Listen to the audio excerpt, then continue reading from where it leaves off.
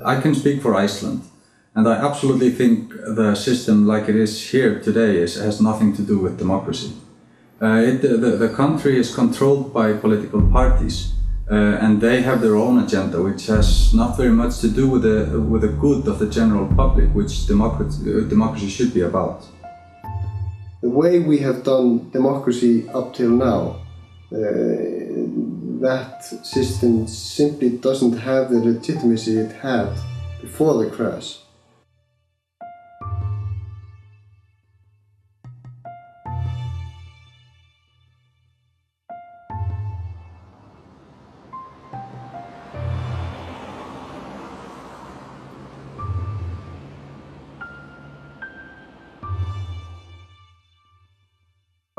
After the financial collapse of 2008, there was a very strong social upheaval. There was a very strong feeling that we were somehow at the end of a regime.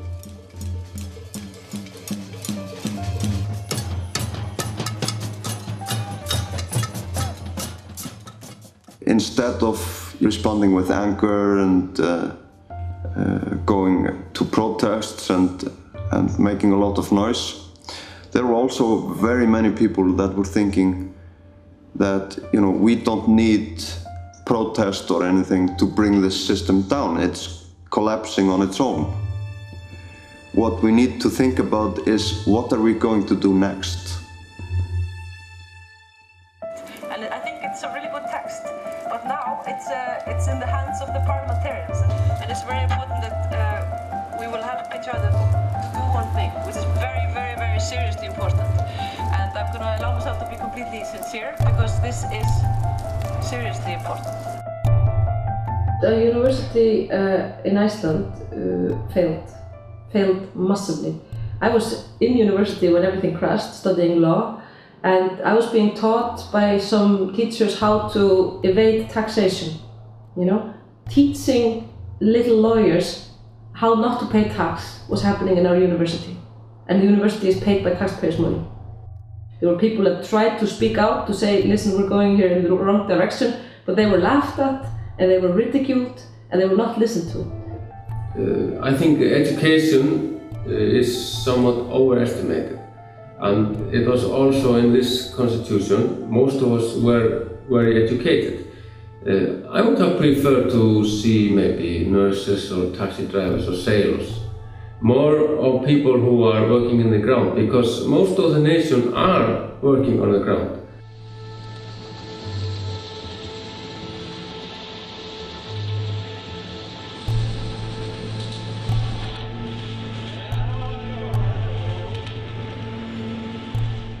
There is a war between the people who own the world, the people who control the world, and the rest of the people, the masses, the people that in some cases feel like they have nothing, they have no say in anything.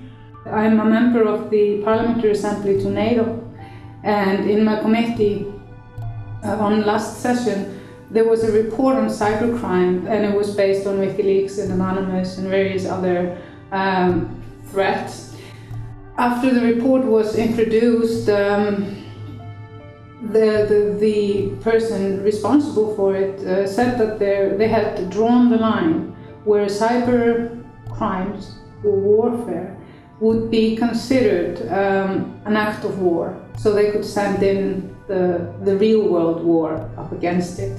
And I asked, where is this line? And they said, we don't want to tell, because those that want to use the internet for that sort of purposes will go to the boundaries of this line that we have.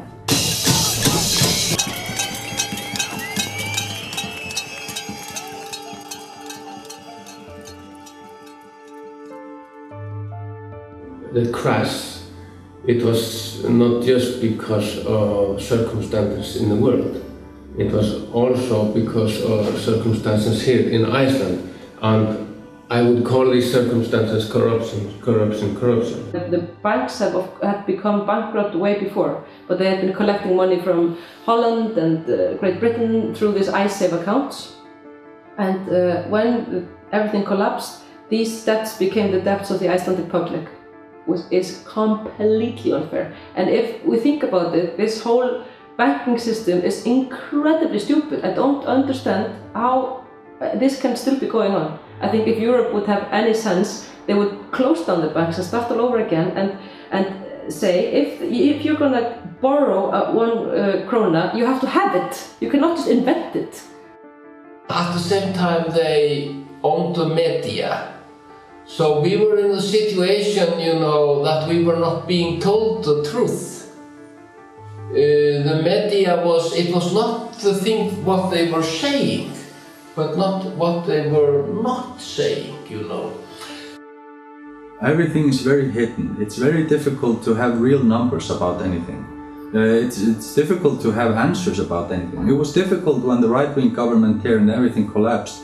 And now with a left-wing government, it's even more difficult. It's the system of having every 4 years the possibility to vote for different parties that turn out all to be more or less the same when they get into power. It's just totally not working. Example, we are having people here standing in a food line. Why are we having that?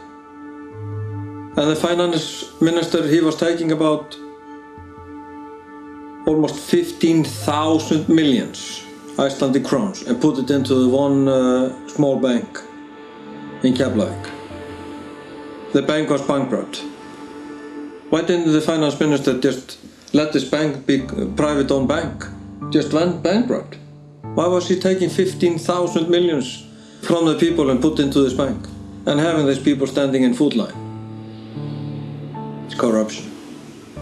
During the protests, you know, people were generally very negative towards IMF, but now IMF is doing what they like to, and the government that was voted for being against IMF, they are doing what they want them to do. Að standa í brúnni, vera formaður ykkar á þessum sögulegu tímamótum.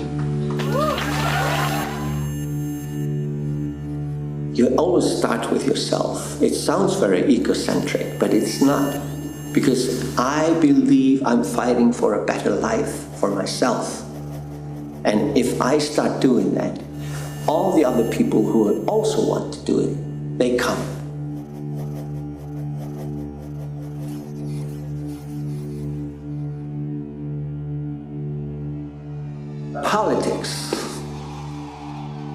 Politics, there are like, when a system is the same system for decades, it means there are the same power people, same power groups, families, and they don't want to change the situation. I'm not saying all political parties are evil or bad, but I think what they do is they give people the chance to not think. You know, you just think, okay, I will put my ex here with this hurt people and trust them. And it's not a great idea, because we have to think by ourselves, you know. And if you just decide to outsource your participation in society and democracy to other people, you are betraying your society, I think. You know, so I think they become little mafias, unfortunately, and they start just thinking about how they can maintain themselves and how they can maintain more power and how they can get their people into the right places and stuff like that. Since the crash in 2008, up to about 50% of the voters would like to vote some other party which they haven't seen, just anything else other than the old political parties, or they would turn in an empty vote or wouldn't want to vote. The parliament has had, they haven't even reached 10% trust. About 9% of Iceland trust the parliament. In a recent poll, the majority of Icelanders thought that the elected officials in parliament were looking more after the interests of the banks than the homes or citizens in general. We are not good enough consumers, and that has to do with general consuming and also democratic consuming. people tend to forget very quickly what the political parties are about and what they have done in the past. They're sticking with them like football teams, like fans of football clubs. And that's really something that we have to learn not to do.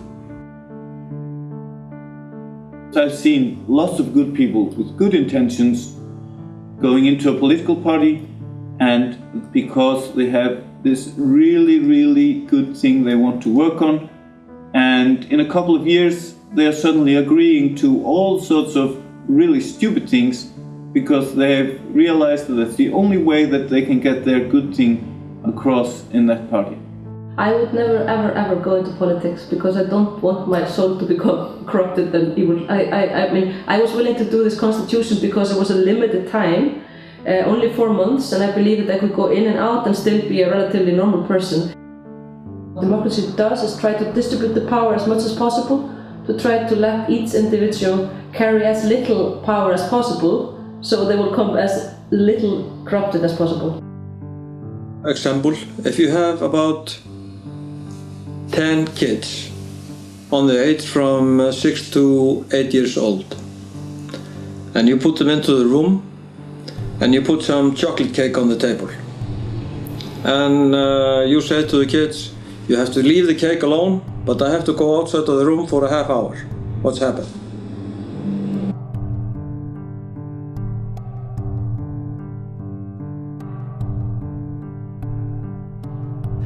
But if you would sit in there with the kids and say, you're not allowed to eat the cake, leave it alone, and what's going to happen? The kids are going to leave the cake. They are not going to eat it because you are in there. If there was an illness, a cancer, and you could decide if you would give the cancer to one person and they would probably die, or you would distribute it to 100 people and they would just be a little injured, you know, and they would not die. It would be much better to do that, to distribute it to more people and to let them suffer less. So I think it's similar with power. It's like if people would stop looking at power as something like really good and something that they want, and start looking at it as like a disease or something they don't want, I think it would be much more interesting and much more normal sort of chemistry towards it, you know. But it's being mixed up with greed. It's the worst combination ever. If people want to, we can have financial crisis every 50 years and go to hell and come back and go to hell and come back. You know, each generation can suffer the same pain if they want to, or we could decide that we don't want to and change something, but then it has to be fundamental change and philosophical. It's not enough to just say, okay, new people in the same game. No.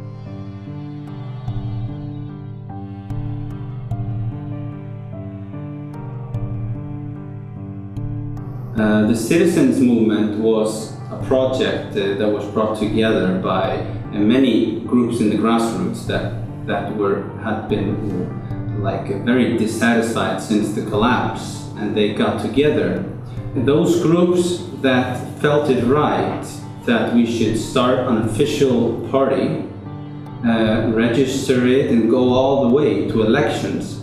Those groups became then the citizens movement. And it was officially started, I think, in the end of March 2009 with our collapse in October 2008. And those groups had been discussing for a very long time, trying to find what are our mutual focuses, our mutual policies, our mutual goals, our mutual vision, what unites us. We had to think very quickly. We were all, you know, saying no in the beginning. Never go to politics, and nobody wants to be an MP in Iceland. We wanted to change things, not be a part of them. I think the society, in a way, pushed us to make something for them, which was the civic movement. But afterwards, I think we had too little time, because we worked very effectively in the civic movement when we started, to the election, but after the election there was no plan B. What are we going to do if we get elected? In the beginning we didn't want this pyramid model for the party. This wasn't a party, it was a movement. So we wanted to all be equal. So it was no leader. We didn't want one leader to lead us. because we wanted all to be leaders.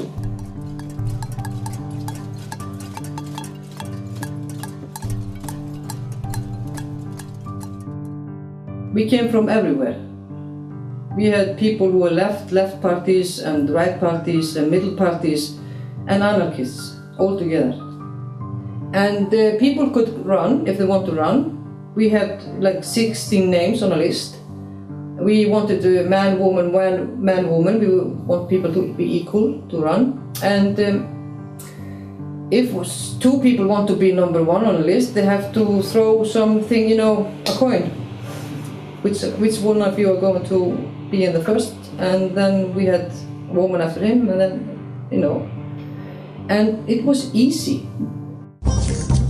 Góðan dag og verið velkomin í þennan lokahnykk á kosningavöku hér í sjónvarpinu. Borgarahreyfingin fékk 7,2% og 4 þingmenn. Frjálslyndi flokkurinn fékk 2,2% og tapaði þeim 4 sem hann fékk kjörna árið 2007. Sjálfstæðisflokkurinn fékk 23,7%, 16 þingmenn tapaði 9. Framsóknarflokkurinn fékk 14,8%, 9 þingmenn vann 2.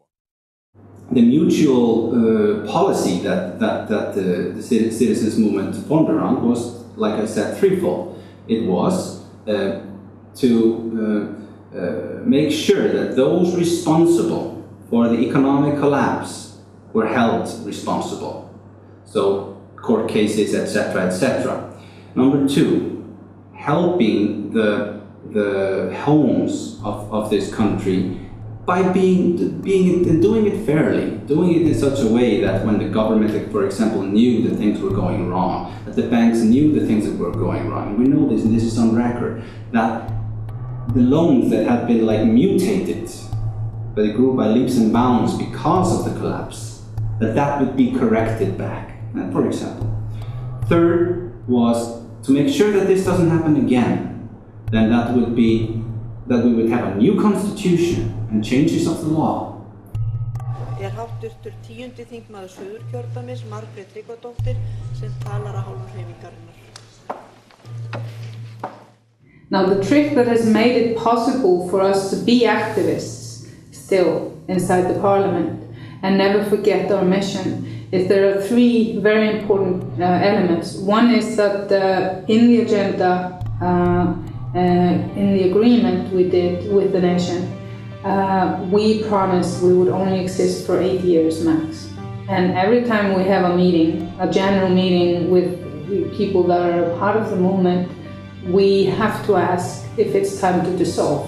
Because if it's obvious that we are not achieving anything, or if we've finished our checklist, we have to dissolve. We don't have leaders, and that's very important. So we rotate responsibilities, and it leaves us, makes us free from the prima donnas that feel that they are the most important people. We are all equally important. The third ingredient is that nobody that has been involved in politics, be it a parliamentarian or in the youth movement, were allowed to run. We were all amateurs, and I think that was the good thing about us, that we were not politicians, and we are still not consider ourselves like politicians. And according to the constitution of Iceland, you should follow parliamentarians, should just follow its own confidence. That is the only claim that is put on a parliamentarian. Some of the people in the civic movement said, well, no, we don't agree on that. We want to be asked how we want to be in control of the parliamentarians, and so the parliamentarians cannot vote on how they want to do. It was inevitable that the movement split or the parliamentarian split from the civic movement, because it was established in such a rush, and there were so many points that were not discussed beforehand on how we were going to work.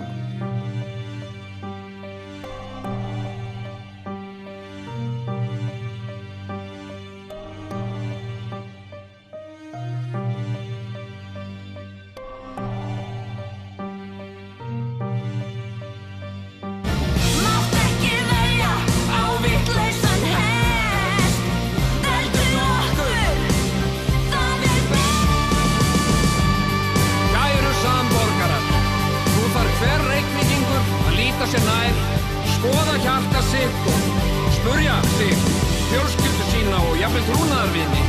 Vil ég bjarta framtíð með besta flokknum eða vil ég tortíma Reykjavík?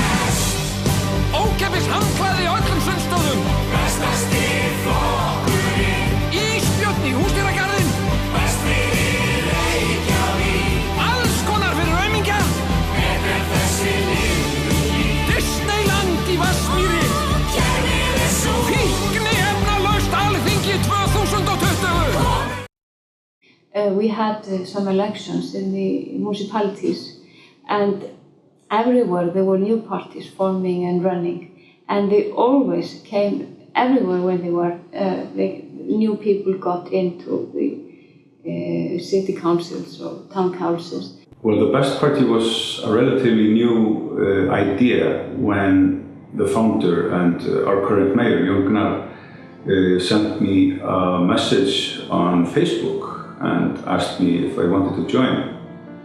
And I said, sure, what do I have to do? And he said, nothing, it's just going to be fun. Most of the people in the Best Party are artists and worked as such before we got elected. I can say that every single person of the Best Party is a very common, regular person. None of us had any political background, so everything was new to us. About a month after the election, I realized what had happened. We kind of took the city and ourselves, I think, by storm.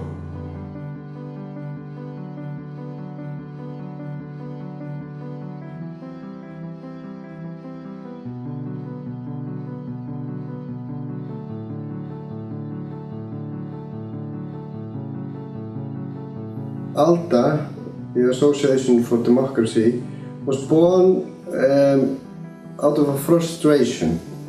There were a group of people, myself included, who were frustrated with that the new government which took over after the crash in 2008 weren't making any changes to the system. They were following the IMF, they were you could say that they were readjusting and reconstructing and re-establishing the same system that was before. A lot of people hoped that they would change the system both economically and politically and allow for more democratic participation and direct democracy. But we weren't seeing any changes. So a group of people came together and started the association to find ideas of how we can make our society more democratic, not ideologically, but in practice. We needed to find real examples out in the world which have been tried and tested.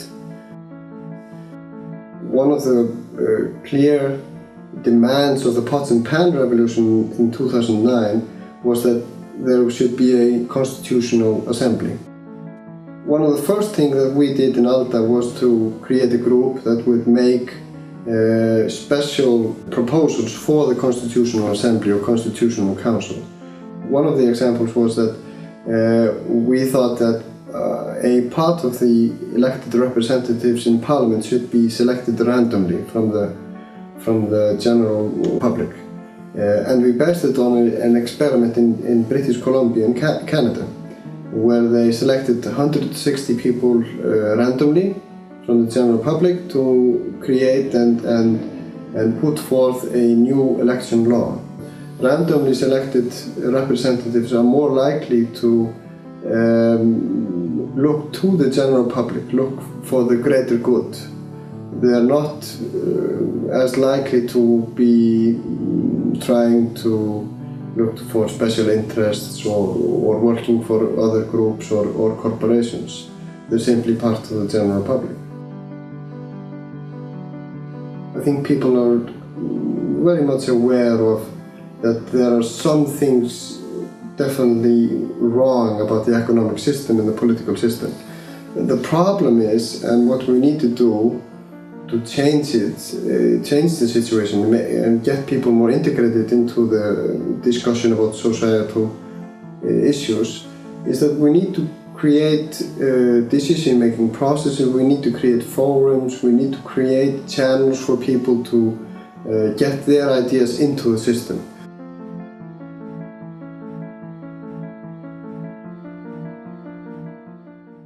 A real democracy is not about having a referendum every month or ongoing where you just look at something and say yes and no.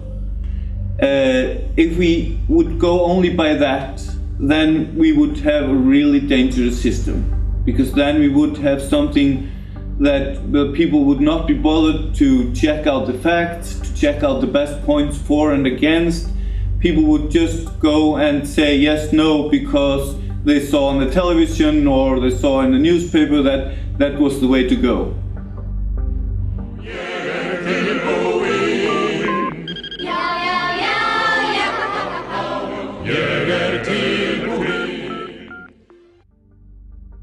We are the Citizen Foundation in Iceland. It's a non-profit organization which has its main objective to connect the people with the people in power, to make the people in power listen to the normal people, the normal citizen.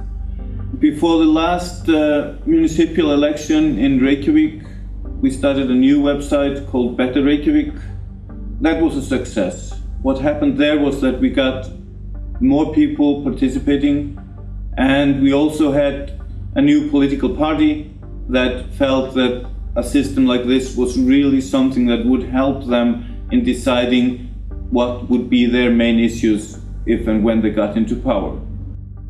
One thing that is probably really important is that we were addressing issues that were much closer to people, not the big governmental issues which people have been told they can't understand because it's so complicated, and also people have been told indirectly is that you don't have anything to say in that except every 4 years. We're talking about the wisdom of the crowd. We're talking about that if you have many people addressing a problem, and if you have the infrastructure, if you have a system for doing that properly, then no one person can know better than that crowd.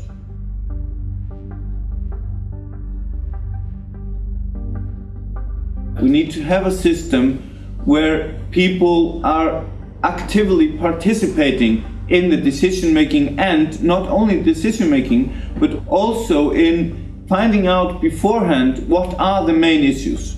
What is the thing that matters most to you yourself, and therefore to the society as a whole.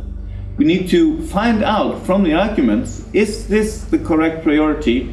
And if so, how can we, from those best arguments, how can we do a working plan? How can we make a plan how to implement this? How to change it from a simple idea plus arguments into a working plan which preferably everybody can agree on, but practically speaking, hopefully 80–90% of the people can agree on this is the way we want to go.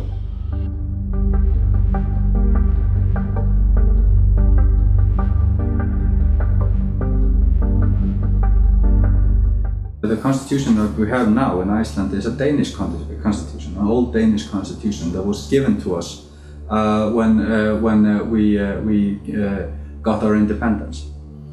And it was always supposed to be a temporary constitution for us. The basic idea about the constitutional society is that the people should write their own constitution, not the ruling government. This field was dominated by the politicians and the academics. We decided very quickly that we were not going to take any stand. We were not going to say that this amendment is right or this is wrong or anything. We just wanted people to start talking about it. And that was, I think, a really wise decision. We had always the threat of doing this ourselves. But the roots of this is that the ruling power has never wanted to change the constitution. So they they really needed a little push in the right direction, and we tried to be very polite but very pushing in all our methods. If the Icelandic general public would write a constitution by itself, who is a government to say that that is not the right constitution? People were really given the possibility of participating in all this process. All of a sudden, thousands of comments started pouring in, and the good thing about this is, of course, not only that the general public showed interest, but that the committee really listened to what came in there, and answered all the comments, and it was quite a pleasure to follow.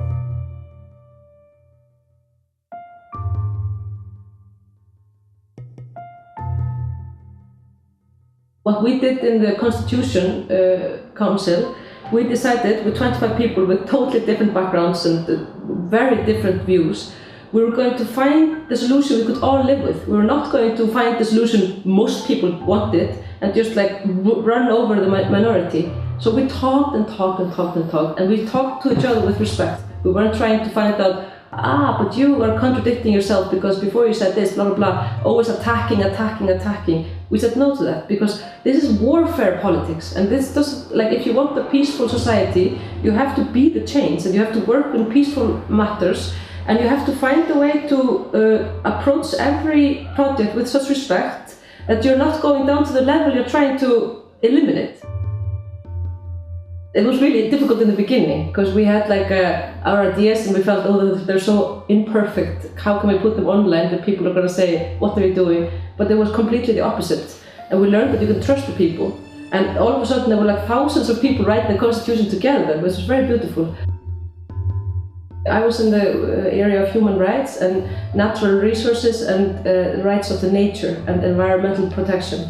And that's two of my at least biggest hobbies and interests, which I love, is human rights and protection of nature. And we're taking a really radical stance towards the protection of nature, because in Iceland, I don't know if you know, but there's a very beautiful nature, and it's been under the attack of big American aluminum companies which want all our energy, and instead we have to sacrifice unbelievable highlands, and it's a horrible story, I think.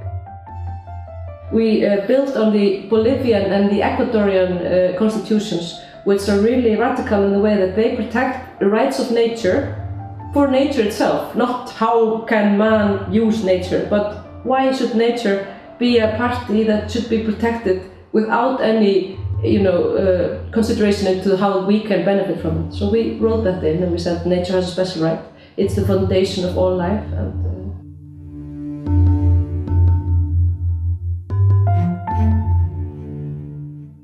The second group were mostly talking about the system itself.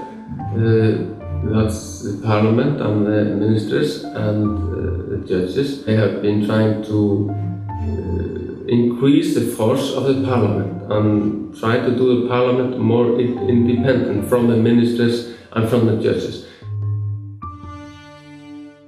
The third group, which I was a part in, it was about how to vote and democracy and foreign affairs.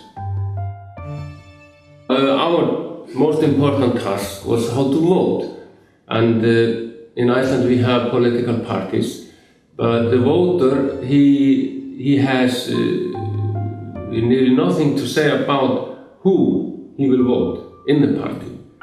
The party just hands us a menu and you have to take it all or nothing. And that was the main thing we would change, that the voters could pick up what meals they like best.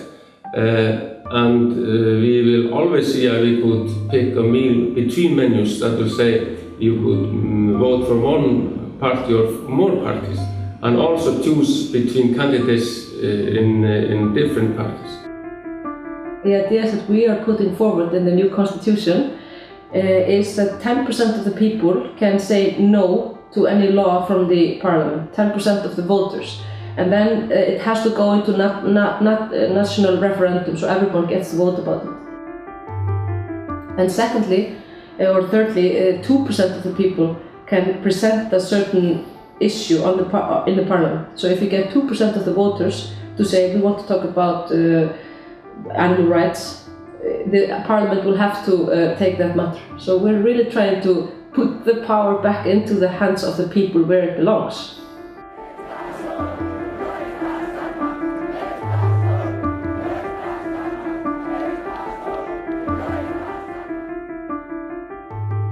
The biggest problem of our work is that we are a little bit stuck in the Montesquieu thinking that the power is three. It's like the legislation, the judges, and the government. So what I and more other people were saying is that we need to think about the power of wealth, how the power of wealth can influence the other governmental powers. For example, it can influence the people through the media.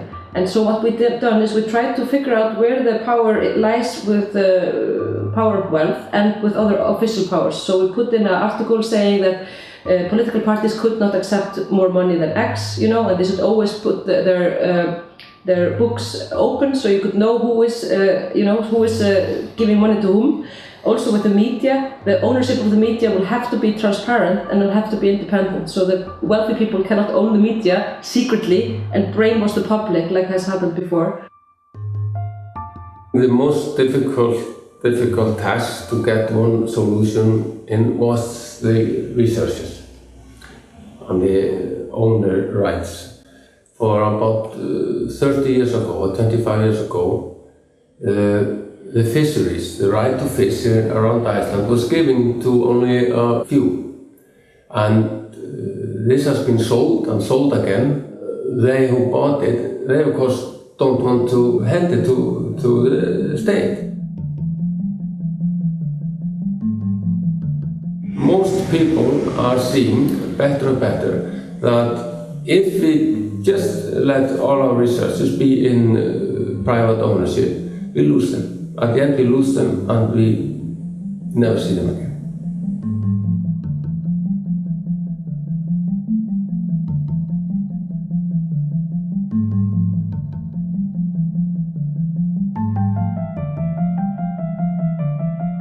We did not focus so much on the crash or the money problem itself.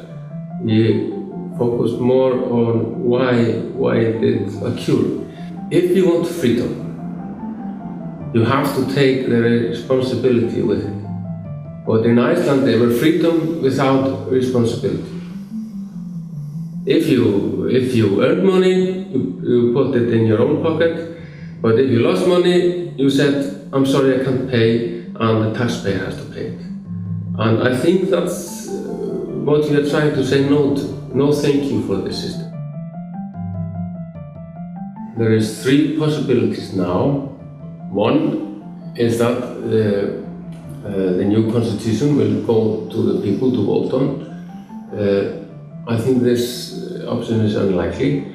Number two is that the parliament maybe do their own constitution, and then both of them will go to a referendum. Maybe that will happen. And the third option is that nothing happens. In fact, many senators in Iceland, they see this new constitution as their resignation paper. And that's why they will always be against it. Political parties cannot decide to reduce the power of political parties. You can hear it's like physically impossible. So what's going to happen is that they're going to try. But I believe that if our ideas are good enough, they will conquer. That's the way things go. You know, if this is a better constitution, the people of Iceland will demand it. And if they demand it, they will get it. That's the new lesson we've learned. We've been waiting for this for almost 70 years. And every fourth year in new election, they promise a new constitution. And then after the election, they're like, we don't have enough time or money or some explanations about there's not going to be a new constitution. So we go to election again, and then they promise again. And this has been like this for almost 70 years.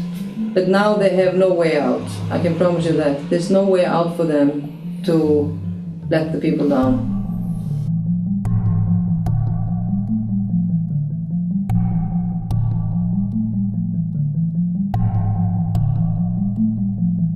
What we've seen in the last decades is that we've moved a lot of the decisions that were made in the political field out into the economic field.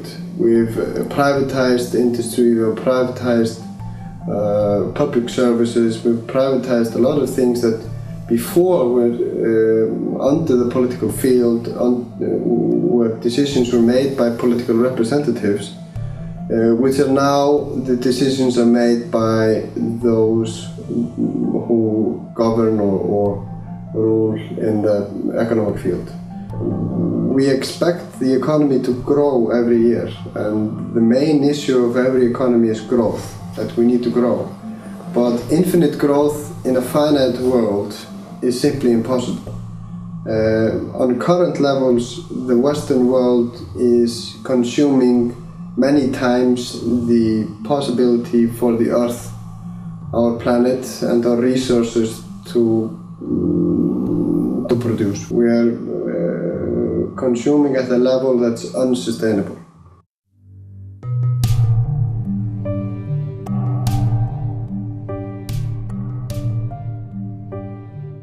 There is no power stronger in modern society than the power to create and issue money.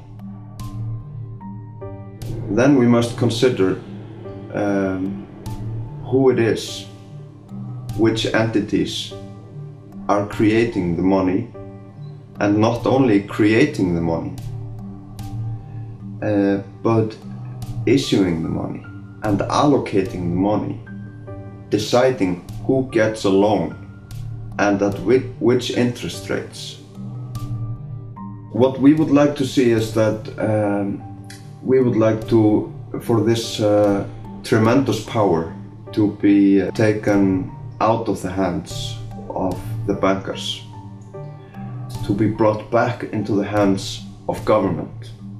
What happens when all this new money gets created to cover the interest payments? This is actually what we call inflation. It is the inflation of the money supply.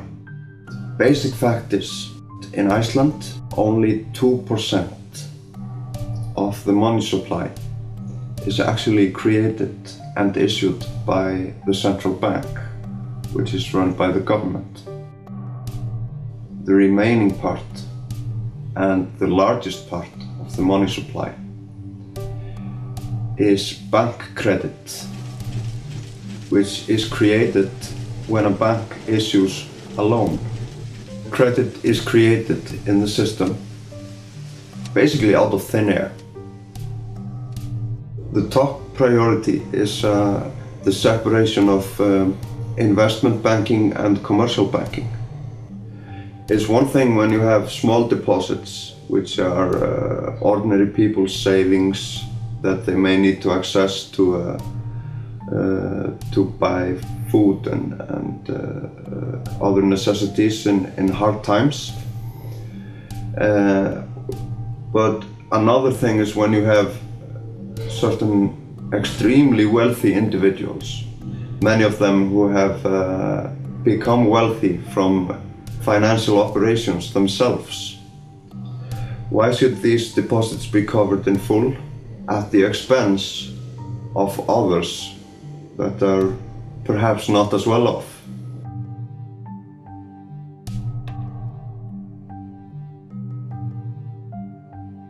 Another thing is that in order to provide this refinancing for the new banking system, the Icelandic government had no other option than to take on huge external debts. These debts can only be paid from taxes, from future taxes that will be eventually paid by myself, others like me, and perhaps by my children, and even by their children. We really don't know today how long into the future it will take to repay all those debts.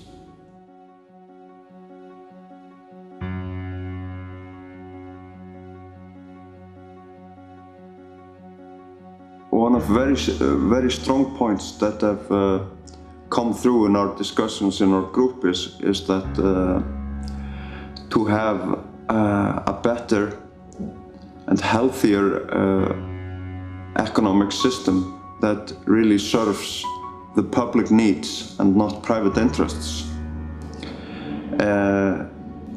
It's probably best if everyone has access to information about almost everything. So why should there be secrets about an entity that is not a person? There's nothing personal about the business. It's just business, right? So why should there be any confidentiality? Wouldn't it be better if everything was out in the open? Fact is, the Icelandic media doesn't talk about this. And I'm saying to people, this is no surprise to me. The Icelandic media does not talk about what's important for us people. They talk about what's important for them as owners, as greedy people. People who are power hungry, people who are running after money. They don't care about this. They want to silence this. You know, they are not only taking the property from us, they are not only privatizing the banks, etc., you know, making it all this financial religion, but they are also taking the language. The politicians, the financial people, the lawyers, they were speaking a kind of a specific language, and they were ruling us with the language. Freedom of information is gradually being chipped away from us, and we don't really know because it's done in such a way. I mean, like in the UK, you have super injunctions, you have out-of-court settlements, and the out-of-court settlements means that the news will never be told about, for example, unethical criminal behavior of the big corporations, and of course the corrupt politicians and the ties between these two entities. And the super injunctions means that if you as a journalist are placed under super injunction, you cannot tell that you can't tell the story, which is super censorship. Nú rétt fyrir fréttir nálguðust fjölmennarsveitir uppreisnarmanna borgina óðfluga. Orrustan Trípóli hafin eftir hraða framsókn líbískra uppreisnarmanna sem náði í dag herstöðinnar. So we need more intervention from the academic society in Iceland. We need more time for journalists in Iceland to dig deeply down into what's going on in the economic situation and feed the general public with better information than they do now. It should be using the people. It should be like asking people to do like video blogs and showing them online and connecting to the technology and why shouldn't the people of Iceland who pay for all this, why shouldn't they be on some sort of a committee deciding what should be on television? Why is it just some random politically appointed people who choose that? I mean, sometimes night after night this is such shit, American soap operas and really bad stuff.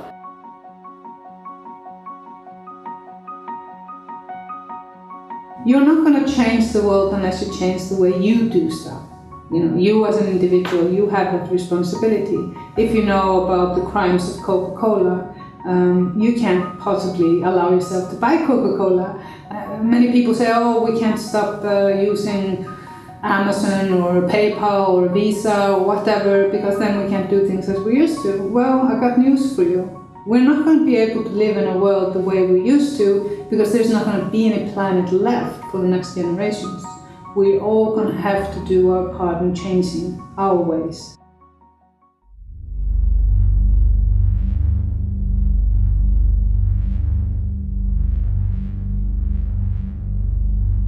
Well, it started with this event, exactly this event. and it's Reykjavik Digital Freedoms Conference, and it was held at the University of Reykjavik on the 1st of December 2009.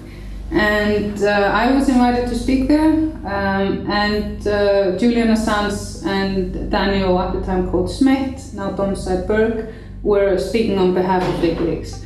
And they were discussing this idea that had actually been presented a year earlier by John Perry Barlow, the founder of the Electronic Foundation in the US, about taking the model of the tax haven, where, you know, if I want to start a tax haven tomorrow, I would pull together all the best laws in the world in order to create secrecy.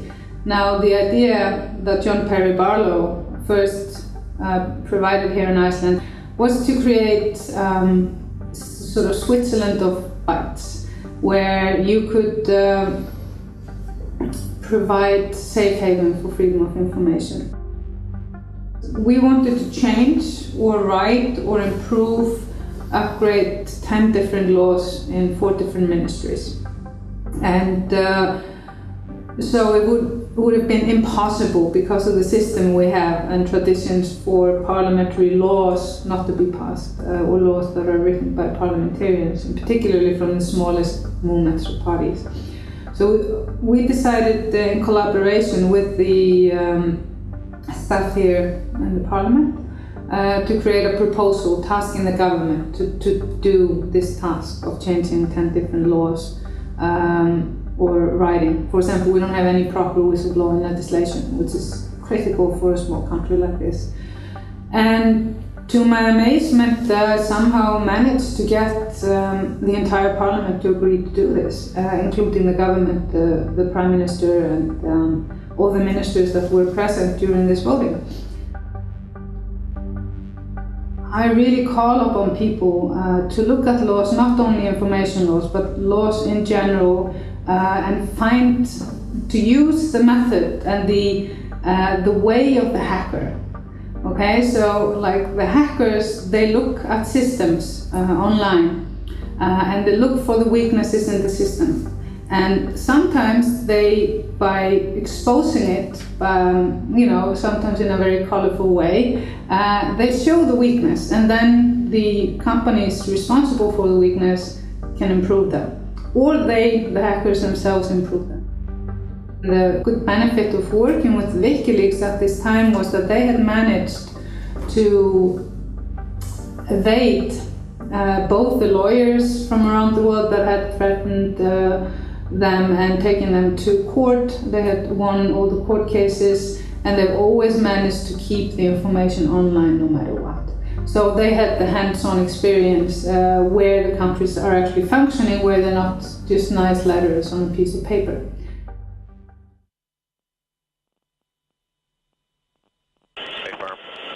And open the courtyard. Yeah, roger. I just estimated there's about 20 of them. Yeah. Oh, yeah. I got it at 6-1, or correction, Vantage 1-4, route 2-3. I don't know if that's... Hey, Bushman, Sullivan, copy at White 6. That's a weapon. Yeah. By doing what we're doing with IMI, it's not about making Iceland necessarily the best country in the world, but to set a standard. Because from my experience, I've been traveling all over the world to speak about freedom of information because of IMI, and of course because of my work with WikiLeaks. I was one of the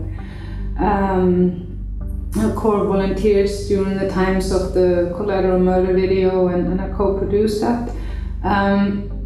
I feel that there is just so much need that we stay on top of things, and that we make sure that we have these pillars of democracy. If you don't have freedom of information, expression, and speech, you are not living in a democracy. Keep shooting. Keep shooting. Bushmaster 2-6. For the time being, we do not have any civic rights with our information online, yet so much of our very personal information is now stored, and particularly in hostile countries like the US.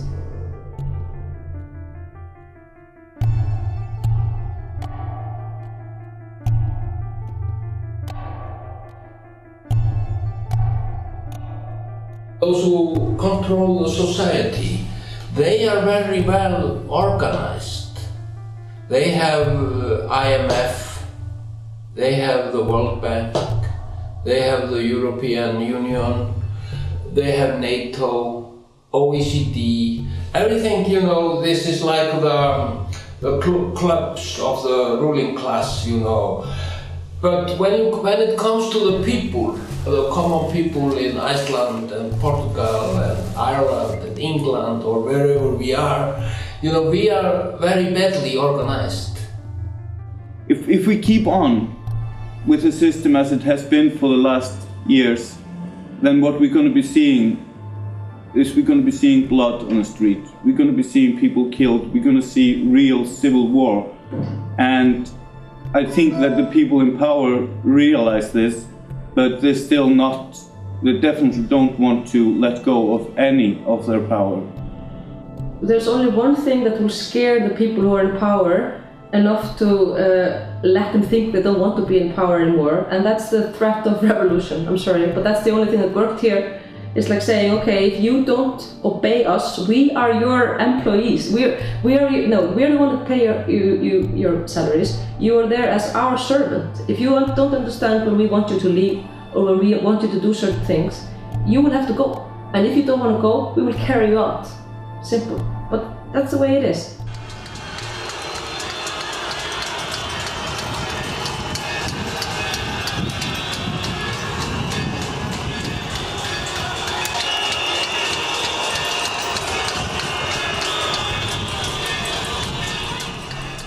The idea of a single person holding great powers in a democratic state is outdated. It's obsolete. We need to move the decisions to the general public and take powers from offices of single persons or a few persons. What we decided was that we are not going to try to present some one silver bullet as a solution, but we would rather try to bring out many different ideas from what we had before. It can be done. We have shown that it can be done. You can start with your two empty hands and just with a lot of force and people who are willing to volunteer. It is doable. You can do it in Portugal, you can do it in Rome, you can do it in Greece and everywhere. We need to be thinking like what sort of society we want to be in like 50 years and in 100 years, not just like, okay, how can we put out the biggest fires now? But you know, we need some sort of awakening. It's very important that we also downgrade and downsize, not downgrade, that we downsize the system. Because both the corporations have become big and the systems, and it's become very difficult for people to influence their immediate sort of personal life. If people will feel an impact of what they do directly, that will inspire them to be more responsible civilians and participate in co-creating their own realities. Those who think that the economy doesn't have to abide by the rules of democracy need to tell us why. Because we call ourselves democratic states, but most of the time in our workplaces, we are not part of a democracy, but simply part of a system where a few people have most of the power and make all the decisions. Many of us believe that at this point in history, it is actually possible to bring on new ideas, new things, and reform without having to first get rid of the old things. Because what has happened is that the old way of doing things has mostly taken care of itself, and it is no more. I mean, some of the left-wing parties are doing more right-wing decisions in some areas than the right-wing parties. And this is just a distraction. And the right-wing parties are doing the same. I mean, they're building huge systems. That is absolutely not right-wing from my cookbook. So maybe practical anarchism is the order of the day, where you at least provide the people with the tools and the inspiration to participate in their own societies and to understand that the society is them. It's not an external force, it's us.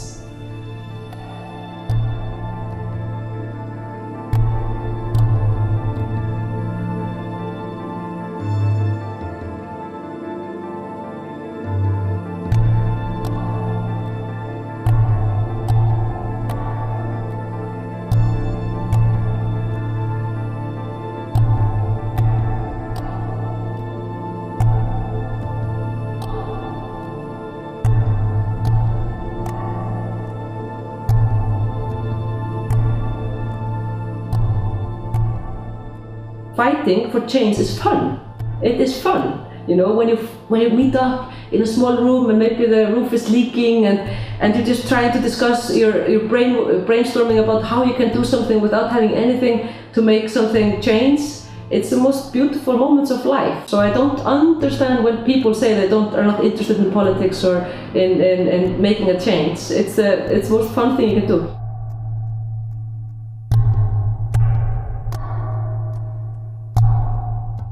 I was always thinking about my kids and my grandkids. Do I want to leave this to them and tell them just to, you know, have no future, just pay the bank's debts and, you know, and just to realize this is life? No, this is not life, not for me. You can always hope for a better future. That's my message. Freedom has the face of a human being. It's not a wool, black hood. That's not freedom.